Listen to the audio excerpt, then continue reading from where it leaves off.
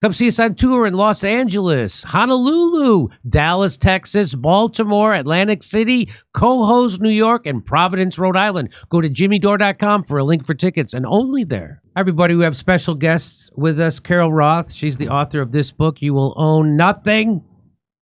Well, it actually is You Will Own a House, a car. No, none of those things. You'll own nothing. It's your war with the new financial world order and how to fight back. It's Carol Roth. She's back with us. Hey, Carol, how are you? Hey, Jimmy. So great to be back with you. Great to see you again. Also, our main man, Paul Stone, the co-founder and CEO of Colonial Metals Group, Florida-based precious metal supplier that helps clients leverage gold and silver to develop secure retirement plans. And he also has a Substack, thepaulstone.substack.com. Welcome back to the show, Paul. How are you? I'm great, Jimmy. Thank you so much for having me. So I wanted to get your opinion on this. So I just want to show. So Matt Gaetz, and we showed this on the show before, but I want to show it to you again because Biden is doing something on his way out the door. So Matt Gaetz went around Congress and he was showing all the corruption that's happening there. Let's watch a little bit. Congressman Gaetz offered to take us on a tour. So one of the committees where people have a lot of information is the Appropriations Committee, because they can view almost any vector of government funding. And so, you know, this is Mr. Rutherford's office. He's on the Ethics Committee and the Appropriations Committee. 152 stock trades. Stocks go through the roof.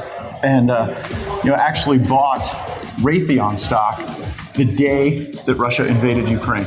Yeah, that's a big one. Yeah, I mean, imagine if every American could make money off of war. Yeah, setting aside the whole shame and ethics questions. How many more on our hit list here? There are a few more. I wish there were fewer on the hit list. I wish we could only stop at one or two offices, but as it turns out, energy is a sector that sees a lot of congressional stock trading. Sure. And we have members who are on the Energy Subcommittee of Appropriations, like Michael Guest, chairman of the Ethics Committee, and he's traded somewhere between tens and hundreds of thousands of dollars in energy stocks. He's been buying online gaming stocks and just making a killing on them. So you would think that the people that were on the Ethics Committee would be your best allies in this fight, but indeed they're some of the most prolific traders. And not only trading, but in the case of Mr. Guest, trading in an area where he has access to energy information more so than almost any other American. And no indication that he wants to maybe slow down, pump the brakes, recognize that there might be some appearance of impropriety here? It seems as though the pace is only accelerating. All right. So it goes on, but you get the point. And so now on his way out of office, guess what Joe Biden's doing? President Biden calls for a ban on congressional stock trading. Nobody in Congress should be able to make money in the stock market while they're in Congress. Is that his way of saying thanks for kicking him out before his term was done? Is that what he's doing? Is he trying to stick it back to Nancy Pelosi and all the people who made him? Is that... Well, let me send it to you, Carol. What do you think? You took the words right out of my mouth. This is a direct dig at Nancy Pelosi, who is one of the most prolific traders. There's this great account on X called Unusual Whales. And one of the things they do on a regular basis is they track the trading to see who the best traders are in Congress. And Pelosi is always near the top of the list. So this is definitely a dig right at her. But I have to also say, Jimmy, going back to that video, amazing to me that every single one of these people that he was talking about were on the ethics committee. Like, you couldn't write this. It's like if you were trying to write this as like a sitcom, it couldn't be more on the nose than that the guys who are in charge of the ethics committee are engaging in, this insider trading, taking the knowledge that they're influencing and that they have before everyone else. And so I think it's pretty hilarious. We've actually had people in Congress put forth bills, many bills about this. But I think it's pretty funny that this is the last dig of Biden. And it just goes to my theory that, like, I'm almost 100% sure that him and Jill voted for Trump. Now, Paul, is this what it looks like to you too? Do you think that this is Joe Biden trying to get back at the people who forced him out and had to give up his presidency? Is that, or does he really care about how it looks? Well, it's Joe Biden, or I mean, he thinks there's one drone flying over New Jersey when he was quoted the other day. So we always got to remember it's the regime running Biden. It's the regime that's running him. Okay. Those who would have been attached to continue with power had he been remained in place as the candidate seeking re-election, they're bitter. Yeah, I'm sure that's what it is. I'm sure that's what it is. Well, here, a little bit more. Professor Zenkis says there was a congressional stock ban bill before Congress in 2022 when Democrats had majorities in both the House and the Senate and could have passed it. Biden did nothing, and most importantly, Nancy Pelosi as Speaker made sure it was tabled until the Republicans took over. So, of course, Biden waits until a month before he leaves office and Trump is president-elect, and the GOP is about to control both chambers of Congress to come out strongly for this. This is how Democrats operate and why we can't stand them. They don't use their power to do the right thing when they have the power. Instead, they wait until Republicans have power and then say, oh, look, we are backing the right thing. Why aren't they doing something? They're all frauds, right? So that is pretty fraudulent behavior. One more. This is what Pelosi portfolio update. Our Nancy Pelosi trading strategy has risen 54% so far this year. Representative Pelosi has made almost 100 times her annual congressional salary off of her portfolio. Last year, Pelosi held up efforts to ban congressional trading. That's Nancy Pelosi.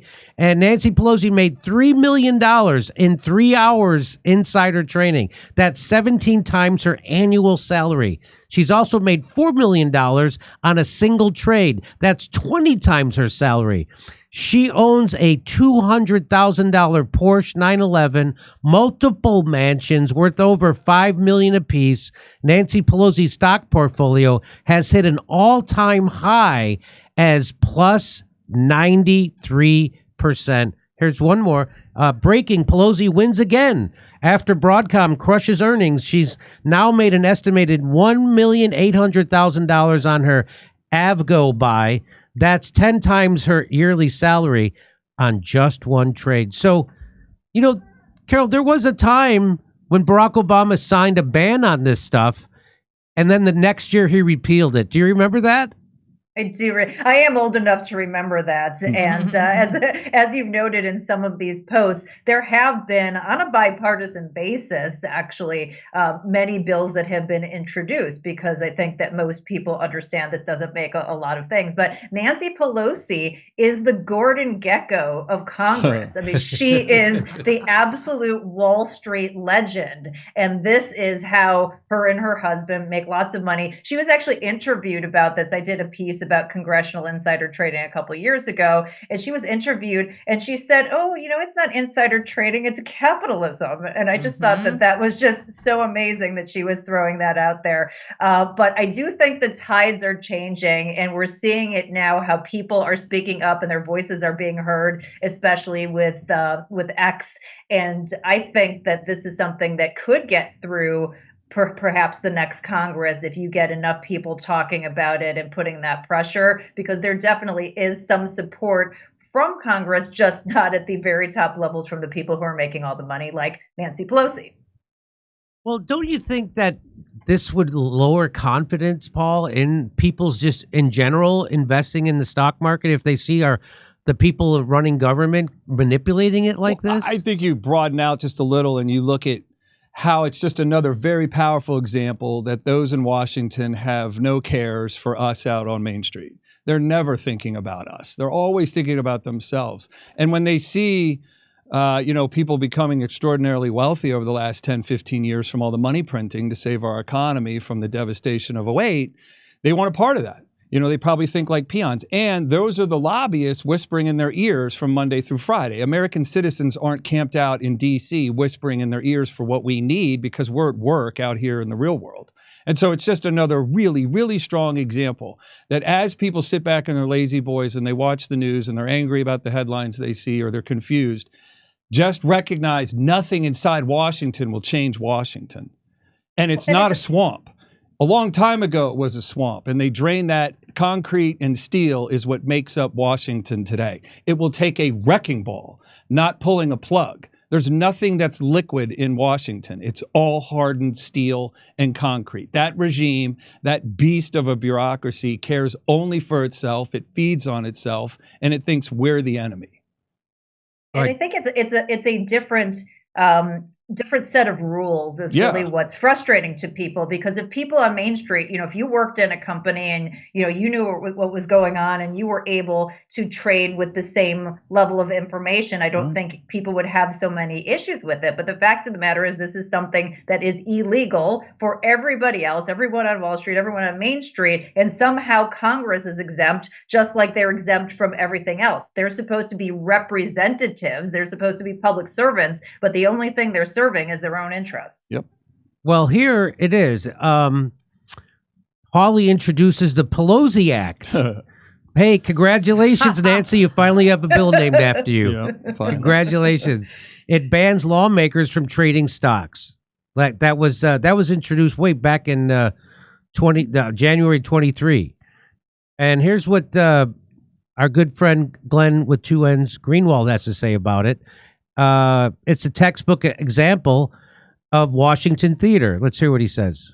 What's more interesting than the fact that the amendment failed, that it doesn't mean the bill is never going to pass, it still could pass as a standalone bill, is exactly what happened, which in particular, the Democrats, every Democrat except one on the Senate Judiciary Committee voted no.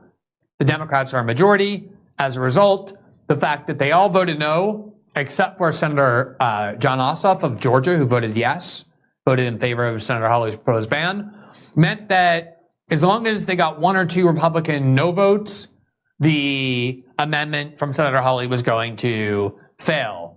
So here you see every Democrat, Senator Durbin, Feinstein, Whitehouse, Klobuchar, Blumenthal, Hirono, Cory Booker, all of them just voting no.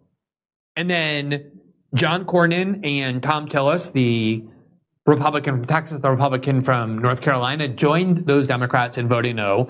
And that right there, you see it on the screen, that formed a majority of no votes that ensured that Senator Hawley's amendment was going to fail. As soon as it became obvious that there were enough no votes to ensure failure, that was when all these brave Republicans stepped up to vote yes, knowing that there was no chance that it could actually succeed. So you have Lindsey Graham, Chuck Grassley, Mike Lee, Ted Cruz, Senator Hawley, Senator Cotton, Kennedy, Marsha Blackburn, and then joined by John Ossoff. Now, some of these people are actual, genuine supporters of this ban. That obviously includes Senator Hawley, it includes Senator Ossoff. But what so often is done is so much of this is theater, where you get very safe senators from very safe blue states who are never going to be primary challenged by the Democratic Party. They don't primary challenge anybody. And who are in states where their seats are very safe, so they can vote no on anything, including something as popular as banning members of Congress from profiteering off stock trading. And then once it's safely defeated, other people who aren't quite as safe in their seats can come up and pretend to vote yes, pretend to support it, knowing that in reality its failure is already guaranteed. That's exactly what happened here. So it's all theater. And, I try to say that we're really run by a cabal of billionaires in the West. And people say, oh, really, Jim, you think they have secret meetings? And I'm like, no, it's called a session of Congress. Yeah. When they have a session of Congress, do you really think they're in there doing the bidding of workers and students and the retired people and the infirmed and sick? No, they're in there doing the bidding for themselves and their corporate masters, right? So, Carol, do you think this will ever you think we'll ever go back to that one brief shining moment when this was outlawed and that we could have some integrity back to the stock trading in America?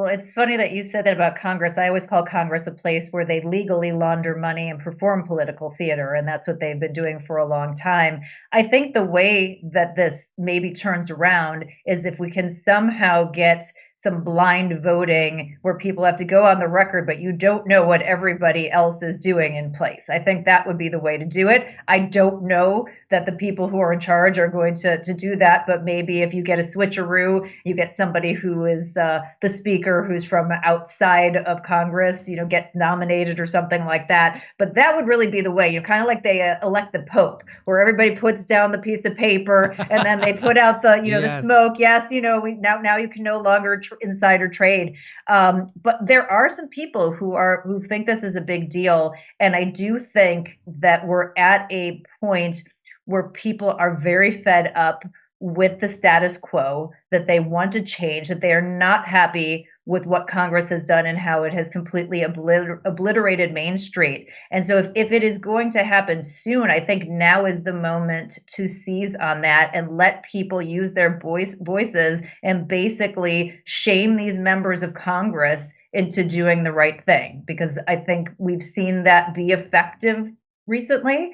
And if we can get more of that, now's probably the time to seize that moment. When you say recently, you're talking about the CR bill, the continuing. Yeah.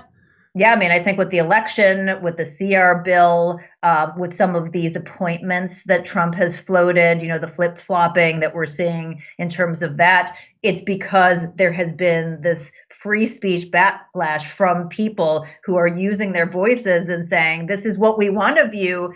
And that is getting out in a very meaningful way. It's no longer that the corporate press is the gatekeepers. We have folks like you, Jimmy. We have folks on Twitter who are able to now spread messages in a different way. And that is meaningful and that is getting to people. So I think that we're starting to just see the beginning of that. And so now is really the time to put the pedal to the metal on that. Do you, since you brought up the continuing resolution, how did that what were people objecting to the most, and has it changed? What's going on? Can you tell me what's going on with that, the latest? Is that back to me? Yeah. Well, first of all, the bill had some Ozempic. It went from 1,500 pages to 118 in 24 hours. So that was pretty amazing. I'm still not exactly sure what is in it. I was just on another network talking, and it looks like it has enough votes that it has cleared the House in its current form. And now that is going to go to the Senate, and we'll see if the Senate approves it. And it sounds like, it's got some pieces in it, but not, obviously the whole pork kit and caboodle that was in there the last time. And I think the objection, I think what people really wanted was to see single issue bills, right? We want to vote on these things individually. We want you to go on record and tell us where you stand on this issue, not, oh, well, I had to vote for it because I needed to get this important thing attached over here. But, as a first step, that's a pretty impressive turnaround in 24 hours that we have not seen before. I don't think we have a precedent for that. So if that could be done, and Trump hasn't taken office, the new Congress hasn't taken session yet, that maybe that type of model can really be accelerated, where people are using their voices and saying, no, business as usual is not going to fly. So there were so many things in that continuing resolution that even I became aware. Like, they had stuff in there. I don't know if it's still in there. It went from 1,500 pages down to 100. They had stuff in there that would block Trump's Department of Justice from investigating crimes that were being committed by members of Congress, because they knew he was going to go after the crimes that was clear to me that happened on the January 6th committee, and they wanted to insulate those people from that. And that was included in a funding bill. What is that? You're right. So people want to vote on that. Why don't you have a vote on that? Don't stick it into a funding bill right before Christmas. It was exactly what Massey said was going to happen. And that's exactly, it's amazing you could predict the corruption. Yeah. And Mike Johnson doesn't seem to be any different than anybody on any of this. And you've been following this at all, Paul? Yeah, absolutely. To me, and I grew up outside Northern Virginia, so I have a little bit of a sense of what that city seems to, how it seems to operate. It's like juggling chainsaws. And these funding bills are a game of extortion. That's all they are. You want to fund the government, you want to fund the military? Great, you're going to have to sign all these things that no one else would really want. And they plan to load up the bill with so many things. I mean, how long would you read your service agreement with your Right. cellular carrier? You just click I agree. You're not going to read it because it's 180 pages long, it's 100 pages long, it's 50 pages long. And that's part of it. And Carol made a great point earlier when she said we could shame the politicians into passing a law that restricts them from bad behavior. But deeper than that is all of the people, not every single one of them, but the overwhelming majority of the people are already bad people. You're not going to wag the badness out of their characters. We would have to look at how we re-engineer the election process. We would have to look at what we can change as people ourselves. I've said, just for a perspective, what if no one voted 2 years from now, right? You had you'd lose, a third of the House, half the House and a third of the Senate. And 2 years later, no one voted. And 6 years later, no one voted. And we had none of this. It's just for a perspective to understand that the choices that come to us on the ballot are rarely ever good because they're the same kind of people they're replacing. And I don't mean to assault anyone's character, but if we just look plainly at the track record of what we've been getting for 20, 30, 40 years, it's the same thing. It's all hooey, and none of it represents the interests of you and me. And the reason I feel fine coming down hard on them is they actually I didn't have to swear anything when I became CEO of a company or a sales guy at some company. They swear an oath. An oath. So they have to be held to a higher standard. We get to hold them to a higher standard. And if they're not going to defend the interests of Americans and individuals that are already here, then I've got a lot of curse words to describe their character.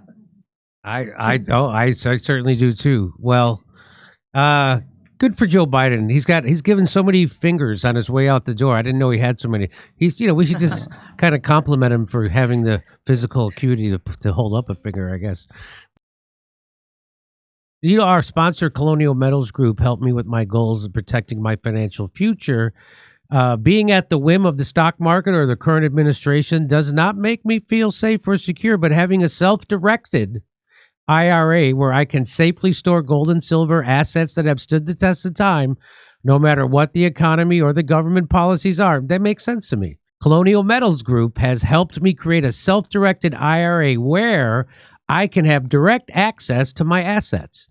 Let the team of experts at Colonial Metals Group help you protect your family's future. Their level of professionalism and ability to listen make it easy for you to learn everything you need to know about preserving all you've worked for. Maybe you're just getting started, or maybe you're already in a 401k or an IRA, or you're thinking about your parents' retirement. Regardless, Colonial Metals Group can help. We put together a special offer for our audience. Click now on the link in the description below or call our special 800 number. You can receive a safe and up to $7,500 in free silver.